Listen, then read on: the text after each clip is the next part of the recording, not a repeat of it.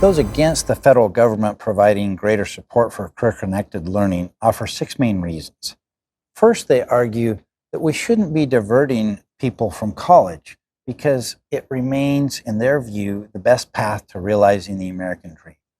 Not only do college graduates earn more, they note, but college really prepares them in a more general way beyond just what's needed to complete tasks at work. They argue that it provides greater kind of general competencies like critical thinking, communication, and the ability to engage different perspectives constructively. They also note that while $112 billion per year of support for those who seek college education may seem like a lot, it's a lot less than it used to be when you take into account how much college education has gone up in costs. They note, for example, that Pell Grants today cover just 28% of the average cost of a college degree, down from 79% at its peak in 1975. The second reason opponents offer is an argument that career-connected learning is often too low in quality and ineffective.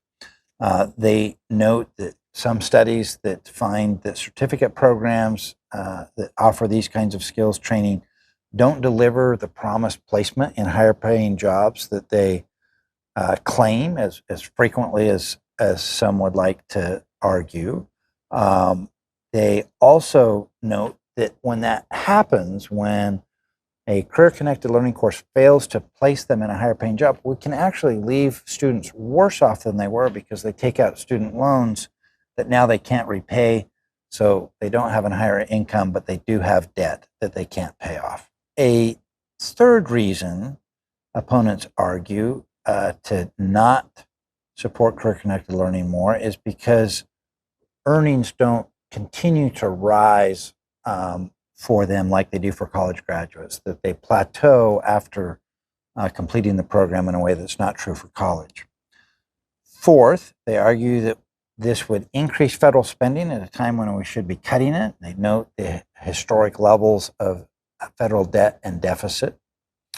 Fifth, they argue that sufficient increases in federal support have already been made, so now is not the time to add further increases. They note that this happened both under the Trump administration with the Perkins bill and under the Biden administration with the bipartisan infrastructure bill.